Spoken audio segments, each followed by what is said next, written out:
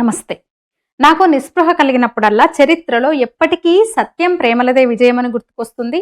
నిరంకుశులు, హంతకులను జయించడం కష్టమని మనకు ఒక్కోసారి అనిపిస్తుంది. కానీ అంతిమంగా వాళ్ళంతా పతనమయ్యారు. వారెప్పుడూ విజయం సాధించలేదు. అప్పుడెప్పుడో మహాత్మా గాంధీ అన్న మాటలవి. అయితే 5 దశాబ్దాల క్రితం అంటే ఆయన తదనంతరం నిజమైంది. ఆయనన్న వాక్యాలు రుజువైనాయి. సరిగ్గా 50 ఏళ్ల క్రితం ఇదే రోజు పదవి కోసం ఎంతటి దారుణానికైనా ఒడిగట్టొచ్చని ప్రజలకు చూపించిన రోజు, కోర్టులు ఎంత పెద్దవైనా సరే మనల్ని ఏమీ చేయలేవని రాజకీయ నాయకులకు తత్వబోధ జరిగిన రోజు, ఎవడినైనా ఎంతటి మేధావినైనా లోపలేసి కుమ్మించొచ్చు, భయపెట్టొచ్చని నిరూపించిన రోజు, ప్రతిపక్షం స్వపక్షం లాంటివేముండవు, బానిస పక్షం ఒకటే ఉంటుందని జాతికి తెలియజేసిన రోజు, రాజ్యాంగం దానికి గౌరవం లాంటివి ఏవీ ఉండవని నిస్సిగ్గుగా ప్రపంచానికి చాటిన రోజు, పరిపాలన అంటే ఒక కుటుంబమే చేయాలని దేశానికి భయపెట్టి అలవాటు చేసిన రోజు, భజన పరులు కొద్ది మందిని చుట్టూ పెట్టుకుంటే చాలు ఏ ఎదవ పనినైనా పొడిగించుకోవచ్చని ఉదాహరణగా నిలిపిన రోజు, ప్రతిదానికి విదేశీ హస్తమని స్వదేశాన్ని చీకటిలో ఉంచొచ్చు అని చెప్పిన నల్లటి రోజు, ఒక మహిళ కూడా అత్యంత అమానవీయంగా పాశవికగా ప్రవర్తించగలదని అర్థం చేయించిన రోజు, పదవి, హోదా, డబ్బు, అధికారం కన్నా మించినది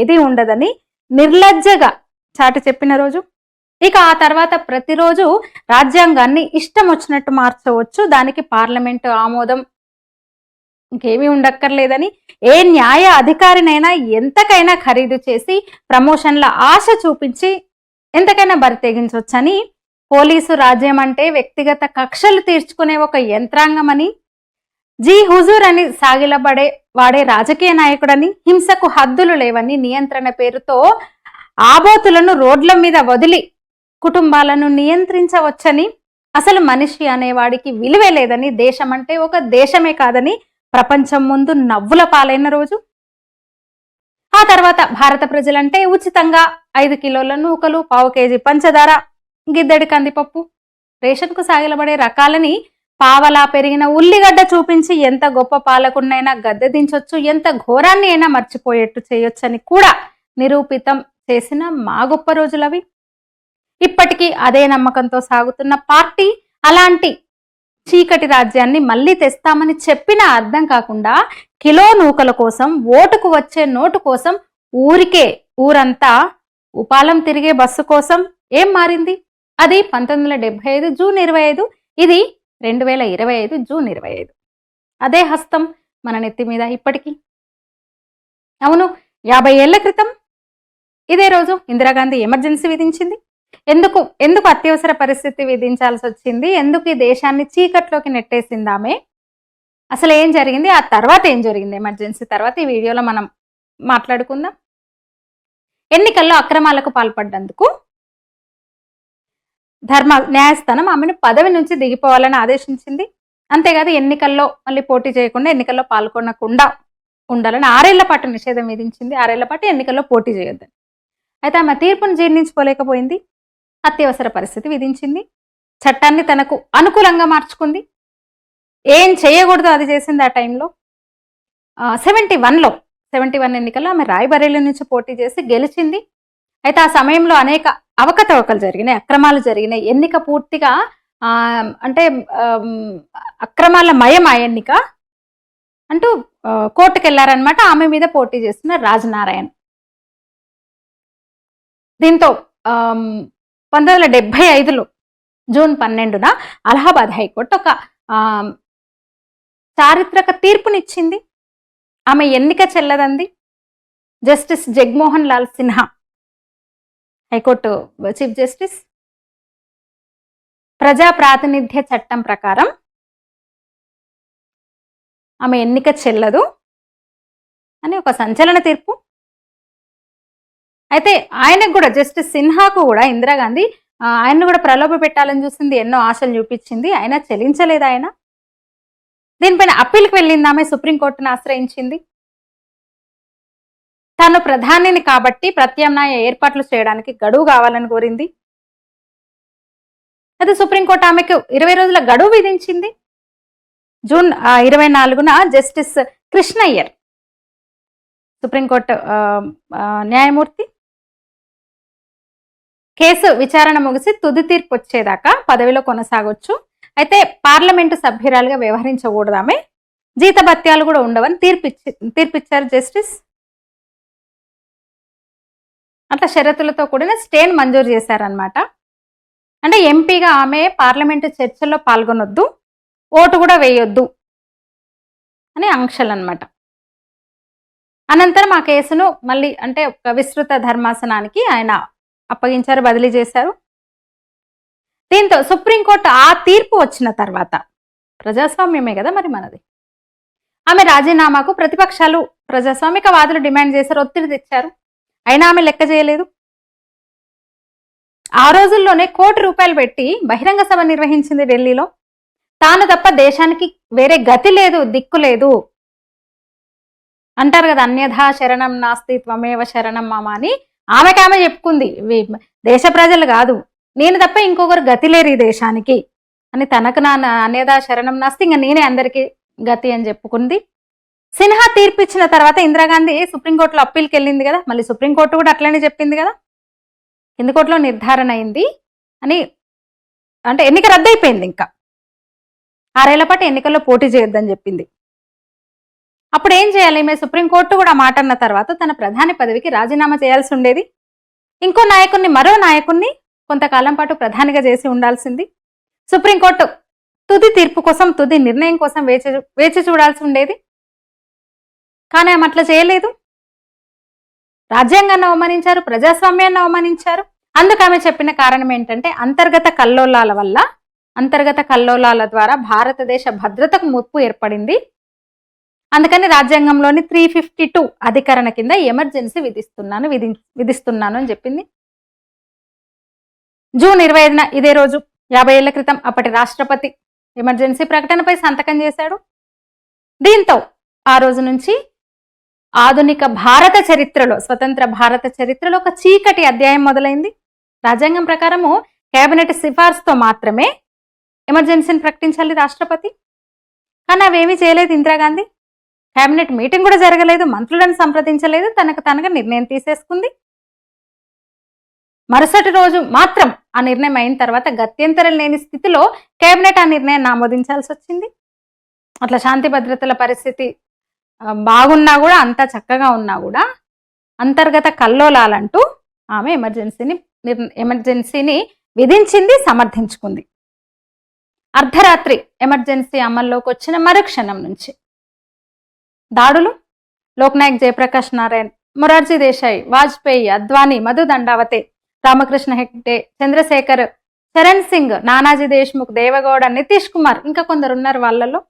అలాంటి నాయకులను, వేలాది మంది స్వయం సేవకులను కారణాలు చూపకుండా అరెస్ట్ చేశారు. మొదటి రోజే వేలల్లో, ఇంకా రోజు రోజు వేలాది మంది అనమాట. మీసా కింద, అంతర్గత భద్రతా చట్టం మీసా కింద, భారత రక్షణ నిబంధనలు DIR కింద వాళ్ళని అరెస్ట్ చేశారు ఎక్కడికక్కడ. అట్లా ఆ రోజు చీకటి రోజు మొదలైంది, చీకటి అధ్యాయం మొదలైంది. ఆ రోజు నుంచి లక్షల మంది, ఎలాంటి విచారణ లేదు, కుక్కి పెట్టేశారు జైల్లో. ఆ అరాచకాలను, అకృత్యాలను బయట పెట్టకుండా మీడియా గొంతు నొక్కింది ఇందిరా. ఉన్నతాధికారులైతే ఇంకా ఇష్టారాజ్యం అయిపోయింది. సంజయ్ గాంధీ, ఇందిర తనయుడు, ముద్దుల తనయుడు సంజయ్ గాంధీ సర్వం తానే చక్రం తిప్పాడప్పుడు. అడ్డు అదుపులేని అధికారం చెలాయించేశాడు. ఆయన అండ చూసుకొని కింది స్థాయి అధికారులు రెచ్చిపోయారు. మాట కాదంటే ఎదిరిస్తే కటకటాల వెనక్కి వెళ్ళడమే. అట్లా రాజ్యాంగేతర శక్తిగా ఇందిర, ఆమె తనయుడు సంజయ్ గాంధీ విశృంఖల విహారం చేశారని చెప్పొచ్చు.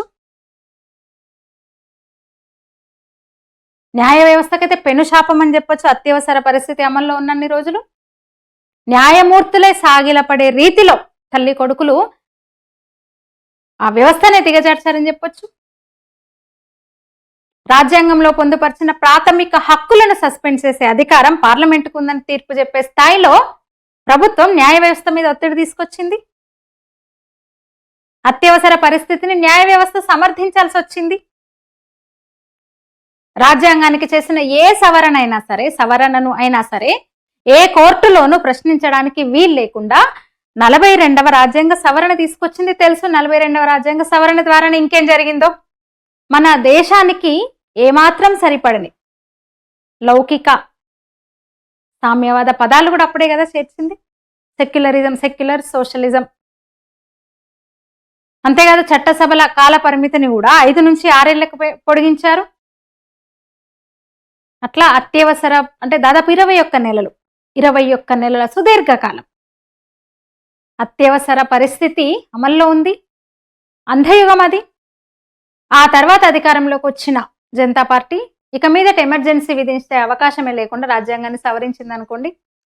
అంతేకాదు రాజ్యాంగ మౌలిక స్వరూపాన్ని మార్చడానికి వీల్లేదని కూడా జస్టిస్ ఖన్నా ఇచ్చిన భిన్నమైన తీర్పునే సంవిధానంగా అంగీకరించింది. మీడియా గొంతు నొక్కేసింది ఇందిరాగాంధీ. అత్యధిక భాగం సెన్సార్ నిబంధనలకు లొంగిపోయింది మీడియా మొత్తం. Ramnath Goenka, Indian Express, Statesman, Mainstream వంటి కొన్ని పత్రికలు మాత్రం కొంచెం బలంగా ఎదుర్కొన్న ఇందిరని ఎదిరించినాయి. అసలు సుప్రీంకోర్టు ఎన్నికల పిటిషన్లను వినకుండా నిరోధించేందుకు 39వ రాజ్యాంగ సవరణ కూడా అప్పుడు తీసుకొచ్చింది. అంతేకాదు ఎమర్జెన్సీ ప్రకటించగానే ఆ వార్త బయట ప్రపంచానికి తెలియకుండా ఉండడానికి సెన్సర్షిప్ విధించింది. ఆ రాత్రి అన్ని పత్రికా కార్యాలయాలకు పవర్ కట్. జూన్ 26వ తేదీ మధ్యాహ్నానికే, 25న ఎమర్జెన్సీ విధించారు కదా, జూన్ 26వ తేదీ అంటే మరుసటి రోజు మధ్యాహ్నానికి పత్రికల మీద సెన్సార్ విధించినట్టు పీటీఐ వార్తా సంస్థ పేర్కొంది. అంటే ముందుగా ప్రభుత్వ అధికారి అనుమతి లేకుండా ఏ వార్త కూడా ప్రచురించడానికి వీల్లేదని స్పష్టం చేసేశారు. ఆదేశాలు వచ్చినాయి. కొన్ని నిరసనగా కొన్ని పత్రికలు, కొన్ని మీడియా సంస్థలు సంపాదకీయాలు రాయకుండా ఆ కాలంను ఖాళీగా వదిలిపెట్టినాయి. విదేశీ పత్రికా విలేకరులను దేశంలోకి రాకుండా ఆపేశారు. 7 విదేశీ విలేకరులను దేశ బహిష్కరణ చేశారు. దీంతో కొన్ని తప్ప మిగతా పత్రికలన్నీ కూడా మార్కెట్ ధరలు, మార్కెట్ వార్తలు, సినిమా ప్రకటనలు ఇవన్నీ ప్రచురిస్తూ ఇందిర ఉపన్యాసాలకు బాకాలు ఊదుతూ మనకడ సాగించినాయి. ఆ టైంలో కూడా ఒక గ్రూప్ మీడియా. ఫలితంగా ఏం జరుగుతుందో ప్రజలకు తెలియని పరిస్థితి. అదే సందర్భంలో ఎల్కే అద్వానీ ఒక మాట అన్నారు, కొద్దిగా వంగి నడవమంటే పొట్ట మీద దేకిన చందానా, ఇందిరమ్మ ఎంత చెప్తే అంత ప్రచారం చేస్తూ ప్రసార మాధ్యమాలు కొనసాగినాయి అన్నారు ఆయన. ఇప్పట్లాగా అప్పుడు అంటే ప్రైవేట్ వార్తా ఛానళ్లు లేవు. అధికారిక దూరదర్శన్, ఆకాశవాణి ఏది వినిపిస్తే అదే నమ్మే పరిస్థితి అప్పుడు. అట్లా ఒక దేశంలో ఒక భయంకరమైన భయానక వాతావరణం ఏర్పడ్డది. నోరు తెరిస్తే ఏం చేస్తారో, ఎక్కడ జైల్లో వేస్తారో అన్న భయం. ఇక ఆ టైంలో ఇందిరాగాంధీకి పూర్తిగా సహకారం అందించిన వాళ్ళు సిపిఐ పార్టీకి చెందిన కమ్యూనిస్టులు. సిపిఐ పార్టీ, సిపిఎం అక్కడక్కడ నిరసనల్లో పాల్గొనింది కానీ సిపిఐ పూర్తిగా ఇందిరాగాంధీకి మద్దతుగా నిలిచింది ఎమర్జెన్సీ విషయంలో. అవును, అలా 21 నెలల పాటు నిర్బంధం కొనసాగింది. ఇందిర నిరంకుశ పాలనకు వ్యతిరేకంగా ఎంతో మంది పోరాడారు. చివరికి 1977లో ప్రజాస్వామ్యాన్ని పట్టాలపైకి తేవడంలో రాజకీయ, సామాజిక నాయకులు, కార్మికులు ఎంతమంది త్యాగాలు చేశారు. ఇంకా ప్రజాస్వామ్య పునరుద్ధరణలో ఆర్ఎస్ఎస్ పాత్ర కూడా చాలా ముఖ్యమైనది. అప్పట్లో మీసా కింద maintenance of internal security act, దాని కింద జైలు శిక్ష అనుభవించిన 6,330 మందిలో 4,026 మంది స్వయం సేవకులు, జనసంఘకు చెందిన వాళ్ళు. భారతీయ జనతా పార్టీకి పూర్వ సంస్థ. వాళ్ళలో ఇందాక చెప్పినాను కదా, ఎల్కే అద్వానీ, వాజ్పేయి, బాలాసాహెబ్ దేవరస్ అప్పటి సర్సంఘ్ చాలక్, ప్రస్తుత మొన్నటి వరకు ఉపరాష్ట్రపతిగా ఉన్న BJP senior leader Venkaiah Naidu, కేంద్ర మంత్రులు అరుణ్ జైట్లీ, రవిశంకర్ ప్రసాద్, ప్రకాష్ జావదేకర్, అనంత్ కుమార్, రామ్ విలాస్ పాస్వాన్ ఇప్పుడు ఉన్నారు కదా, వాళ్ళందరూ క్యాబినెట్ లో ఉన్నారు. జైట్లీ లేరు. మోదీ ప్రస్తుత భారత ప్రధాని కూడా. అప్పుడైనా ప్రచారకగా ఉండే మారు వేషాలతో కాషాయం గట్టి వేరే వేషాలు వేస్తూ తిరుగుతూ ఆయన ఎమర్జెన్సీలో పోరాటంలో పాల్గొన్నారు. అత్యవసర పరిస్థితి వ్యతిరేక సాహిత్యాన్ని పంపిణీ చేయడము, జైలు శిక్ష అనుభవిస్తున్న నాయకుల కుటుంబాలను ఆదుకోవడం, వాళ్ళకు సహాయం చేయడం లాంటి కార్యక్రమాల నిర్వహణలో ఇప్పుడున్న మోదీ ఉన్నారు. అసలు ఎట్లా అంటే ఆర్ఎస్ఎస్ ను కూడా నిషేధించారు. ఆ టైంలో ఆర్ఎస్ఎస్ ను కూడా ఇందిరాగాంధీ నిషేధించింది. రెండో నిషేధం అది. ఆర్ఎస్ఎస్ చరిత్రలో రెండోసారి బహిష్కరణ, బ్యాన్ చేయడం సంస్థని ఇందిరాగాంధీ ఎమర్జెన్సీ టైంలో. అలా ఇంకా చాలా సంస్థలు నిషేధించింది. బలవంతంగా కుటుంబ నియంత్రణ ఆపరేషన్లు చేశారు సంజయ్ గాంధీ. వేలాది మందిని, లక్షలాది మందిని ఎక్కడికక్కడ నిర్బంధించి చిత్రహింసల పాలు చేసింది ఇందిర. అసలు ప్రపంచమే దిగ్భ్రాంతి చెందింది. ఎలాంటి నిరసనలకు అనుమతి లేదు, ర్యాలీలకు అనుమతి లేదు, శాంతియుత నిరసన చేయడానికి కూడా లేదనమాట. దేశమంతా అన్ని వర్గాలు కూడా భయంతో కంపించిన రోజులు అవి. ఎక్కడ తమను నిర్బంధిస్తారో అని ఎవరు కూడా ప్రభుత్వాన్ని విమర్శించలేకపోయినారు. ఇక వ్యక్తి పూజ చేసే బ్యాచ్ కూడా ఒకటి, ఇందిరాయే ఇండియా, ఇండియా అంటే ఇందిరా, ఇందిరా అంటే ఇండియా. ఆ టైంలోనే కదా ఆమె చుట్టూ చేరిన భజన బృందం ఆమె నియంతృత్వ పోకడకి, నియంత నిర్ణయాలకి వంతపాడారు. పశ్చిమ బెంగాల్ వాళ్ళలో కొన్ని ఆనిముత్యాల పేర్లు: పశ్చిమ బెంగాల్ ముఖ్యమంత్రి సిద్ధార్థ శంకర్ రే, కేంద్ర సమాచార శాఖ మంత్రి అప్పుడు విద్యాచరణ్ శుక్ల, విసి శుక్ల. సంజయ్ గాంధీ ఎటు ఉన్నాడు? ఇందిరా సుపుత్రుడు దేవకాంత్ బార్వా, ఆర్కే ధావన్ ఆ కోటరీలో సభ్యులు అనమాట. అప్పుడు దేశంలో అంతర్యుద్ధం తలెత్తితే అదుపు చేయడానికి ఇంటర్నల్ ఎమర్జెన్సీ క్లాజును రాజ్యాంగంలో పొందుపరిచారు. దాన్ని అస్త్రంగా ఉపయోగించి ఇంకా ఎమర్జెన్సీ విధించాలని ఇందిరాగాంధీ నిర్ణయించింది. ఈ భజన బృందం చెప్పిన మాటలు విని సలహాలు ఇందిరాగాంధీ సొంత నిర్ణయమే కానీ చుట్టూ ఉన్న కోటరీ కూడా అలాంటి వాళ్ళే అనమాట. నువ్వు ఆహా అంటే ఓహో అంటే అసలు ఇందిరలేంది ఇండియా ఎక్కడిదంటే అప్పుడు రాష్ట్రపతి ఫక్రుద్దీన్ అలీ అహ్మద్ ఇందిర చెప్పగానే డూడు బసవన్నలా తలూపుతూ రాష్ట్రపతి తక్షణమే దేశవ్యాప్తంగా ఎమర్జెన్సీ విధిస్తూ ఉత్తర్వులు జారీ చేశారు. అట్లా సమస్త శక్తులను, ప్రభుత్వ బలగాలను, యంత్రాంగాలను గుప్పిట పెట్టుకొని ఇందిరాగాంధీ చేసిన రోజుల్ని, ఇందిరాగాంధీ చేసిన ఏమంటారు, అది రాజకీయం కూడా కాదు, దుశ్చర్య 50 ఏళ్ళు సరిగ్గా. ఇక సంఘ ప్రచారకులు లేస్తే ఆర్ఎస్ఎస్ ఆడిపోసుకునే కొందరు అంటూ ఉంటారు స్వతంత్ర సంగ్రామంలో ఆర్ఎస్ఎస్ పాత్ర ఏందని. ఆర్ఎస్ఎస్ వ్యవస్థాపకులు డాక్టర్ హెడ్గేవార్ స్వతంత్రోద్యమంలో పాల్గొన్నారు. ఆయన నెహ్రూతో కలిసి స్వతంత్రోద్యమంలో ఆయన పాల్గొన్నారు, కాంగ్రెస్ లో ఉండి. ఎమర్జెన్సీ సమయంలో అయితే ఇంకా ఆర్ఎస్ఎస్ పాత్ర ఇంకా చాలా ముఖ్యమని చెప్పొచ్చు. ప్రచారకులు, స్వయం సేవకులు ఆయా ప్రాంతాల్లో పర్యటించి మార్గదర్శనం చేశారు. మిగతా వాళ్ళకి పేర్లు మార్చుకొని పర్యటించారు. నేతల ఇళ్లల్లో ఉంటూ, ఒకరిగా ఉంటూ కలిసిపోయి ఆ కుటుంబాలకు అండగా నిలిచారు స్వయం సేవకులు. అట్లా ఒక రహస్య సంఘటనోద్యమ నిర్మాణం జరిగింది ఆ సమయంలో. అందులో ప్రధాని మోదీ, ఇప్పుడున్న భారత ప్రధాని మోదీ కూడా.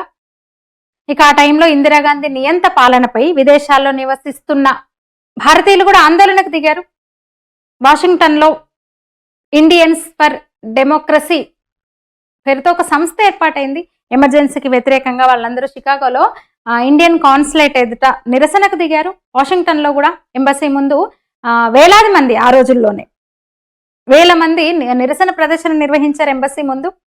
భారత్లో ఎమర్జెన్సీ ఎత్తివేయాలని డిమాండ్ చేస్తూ, రాజకీయ ఖైదీలను విడుదల చేయాలని డిమాండ్ చేస్తూ, ప్రెస్ సెన్సార్షిప్ ను తొలగించాలని డిమాండ్ చేస్తూ, కోర్టు అధికారాలకు కత్తెర వేస్తున్నారు, వెనక్కి తగ్గాలని డిమాండ్ చేస్తూ బ్యానర్లు పట్టుకొని నిరసనకు దిగారు. అమెరికా సంయుక్త రాష్ట్రాల్లో ఎక్కడికక్కడ, యునైటెడ్ నేషన్స్ బిల్డింగ్ ముందు కూడా పెద్ద ఎత్తున భారతీయులు నిరసనకు దిగారు, ఎమర్జెన్సీని ఎత్తివేయాలంటూ.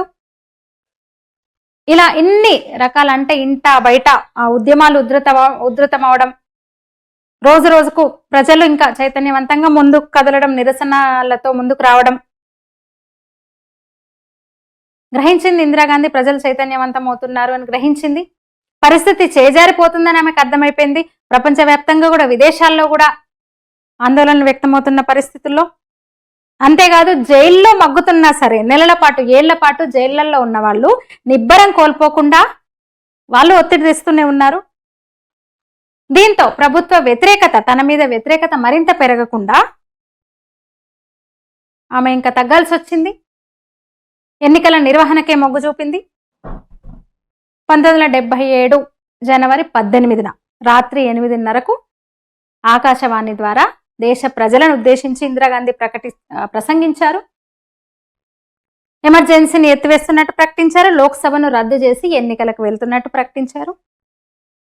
ఆ వెంటనే అంటే మరుక్షణమే ఇంకా జైళ్లలోని నేతలను అందరినీ విడుదల చేస్తామని చెప్పిందామే. వాళ్ళందరూ కూడా ఎన్నికల్లో ప్రచారం చేసుకోవచ్చని చెప్పింది. అత్యంత స్వేచ్ఛాయుత వాతావరణంలో ఎన్నికలు జరుగుతాయని హామీ ఇచ్చింది. కొందరు నేతలను వదిలేశారు, కానీ చాలా మంది నాయకులు చాలా కాలం పాటు విడుదల చేయకుండా జైల్లోనే ఉంచారు. జార్జ్ ఫెర్నాండెజ్ ఆ ఫోటో చాలా బాగా ఫేమస్ కదా, ఆయన సంఖ్యలతో ఉన్న ఇది. జైల్లో ఉండి పోటీ చేసి గెలిచారు ఆయన జార్జ్ ఫెర్నాండెజ్. అట్లా 21 నెలల తర్వాత అంతా బాగుందని తన వంది మాగదులు ఉంటారు కదా బృందాలు, భజన బృందాలన్నీ వాళ్ళు ఇచ్చిన నివేదికలు ఇవ్వడం అంతా బాగానే ఉంది, అంతా మనకు అనుకూలంగా ఉందని చెప్పడము. వ్యతిరేకత ఇప్పటికే ఇంకా నిరసనలు పెరుగుతున్నాయి, బయట నుంచి కూడా ఒత్తిడి వస్తుంది. ఇదే జరిగితే మళ్ళీ ప్రభుత్వ వ్యతిరేకత పెరుగుతుంది, ఇది మంచి టైం, ఇప్పుడు మంచిగా ఉంది అంటే ఆమె వెనక్కి తగ్గి సాధారణ ఎన్నికలకు సిద్ధమైందనమాట. తెలుసు ఆ ఎన్నికల్లో ఏమైందో తెలుసు. గట్టి బుద్ధి చెప్పారు ఆ పార్టీకి, కాంగ్రెస్ పార్టీకి. భారతీయ లోక్దల్, జనసంఘ్, సోషలిస్ట్ పార్టీ, పాత కాంగ్రెస్ ఈ 4 ప్రధాన జాతీయ పార్టీల నేతలందరూ కూడా ఏకమైనారు. దేశ ప్రయోజనాల కోసము కలిసి ఎదిరించాలి ఇందిరాగాంధీని అని మనం కలిసి పోరాటం చేయాలనుకున్నారు. ఒక నియంత్రణ ఎదుర్కోవాలంటే మనందరం ఏకం కావాల్సిందే ఈ దేశం కోసం అనుకున్నారు. అలా జనతా పార్టీ ఆవిర్భవించింది. ఎన్నికల్లో ఏమైందో తెలుసు. 77 మార్చి 21న నిజంగా ఆ ఫలితాలు కూడా చారిత్రకం. జనతా పార్టీ విజయభేరి మోగించింది. ఉత్తర భారతదేశంలో కాంగ్రెస్ పార్టీ పూర్తిగా తుడిచిపెట్టుకొని పోయింది. మొరార్జీ దేశాయ్ ప్రధానమంత్రి అయ్యారు. అట్లా దేశంలో మొదటి కాంగ్రెసేతర ప్రభుత్వం ఏర్పడిందనమాట. ఆ తర్వాత ఎమర్జెన్సీ టైంలో జరిగిన అత్యాచారాల మీద, అకృత్యాలపైన, దమనకాండ మీద విచారణ జరిపేందుకు నియమించిన షా కమిషన్ అసలు ఎమర్జెన్సీ విధించడానికి నిజంగా ఇందిర చెప్పిన కారణాలు అసలు అవి కారణాలే కాదని తేల్చి చెప్పారు. ఎమర్జెన్సీ విధించే అంతటి పరిస్థితులు లేవప్పుడని చెప్పారు ఆయన. శాంతి భద్రతల సంక్షోభం ఏర్పడిందన్న వాదన సరైంది కాదని కూడా స్పష్టం చేసింది కమిటీ. అట్లా 21 నెలల పాటు చీకటి రాజ్యం నడిచింది. చీకటి రోజులు అన్నమాట, చీకటి అధ్యాయం అది. ఇప్పటికీ మనం చెప్తాము అంతా బాగుంటే రామరాజ్యంతో పోలుస్తాము. అంటే రాముడి పాలనలో త్రేతాయుగంలో రాముడు అంత బాగా పాలించాడు. పాలన అంటే అట్లా ఉండాలి, రాజ్యం అంటే అట్లా ఉండాలి, రాజు అంటే అట్లా ఉండాలి, రోజులు అంటే అట్లా ఉండాలని మనం చెప్పుకుంటాం. ఇప్పటికీ యుగాలు మారినా, ఇది కూడా యుగాలు మారినా చెప్పుకునే విషయం ఏది. ఎందుకంటే పాలకుడు అంటే ఇట్లా ఉండొద్దు, రాజ్యం అంటే ఇట్లా ఉండొద్దు, రాజ్యంలో పాలన అంటే ఇట్లా ఉండొద్దు, నియంతృత్వం అంటే ఇది, ప్రజల స్వేచ్ఛను పూర్తిగా అణిచివేసిన రోజులవి, రాజ్యాంగ స్ఫూర్తిని తుంగలో దొక్కిన రోజులవి. అసలు ప్రజాస్వామ్యం అంటే గౌరవం లేదు, రాజ్యాంగం అంటే గౌరవం లేదు. కేవలం ఎన్నికల్లో అవకతవకలకు పాల్పడింది నిజమే అని ఆమె సభ్యత్వాన్ని రద్దు చేసినందుకు, ఎన్నికలు 6 ఏళ్ల పాటు ఎన్నికల్లో పాల్గొనడానికి లేదని చెప్పినందుకు జీర్ణించుకోలేక ఆ కుర్చీ మీద ప్రేమతో, అధికారం మీద ప్రేమతో, అసలు ఎంత అహంకారం చూడండి, కోర్టు తీర్పు కూడా లెక్కలేని స్థితిలో ఆ పార్టీ నాయకురాలు వ్యవహరించింది ఇందిరాగాంధీ. ఆమెను ఇప్పటికీ ఇండియా అంటే ఇందిరా, ఇందిరా అంటే ఇండియా, ఐరన్ లేడీ, ఇంకేదో లేడీ, అంత చేసింది ఇంత చేసిందని ఇంకా మోసే భజన బ్యాచ్, వంది మాగధ బ్యాచ్ ఇంకా ఉన్నారు. ఇది ఈ వీడియో మీద మీ అభిప్రాయాలు తెలియజేయండి, లైక్ చేయండి, షేర్ చేయండి, ఛానల్ని సబ్స్క్రైబ్ చేయండి. ధన్యవాదాలు.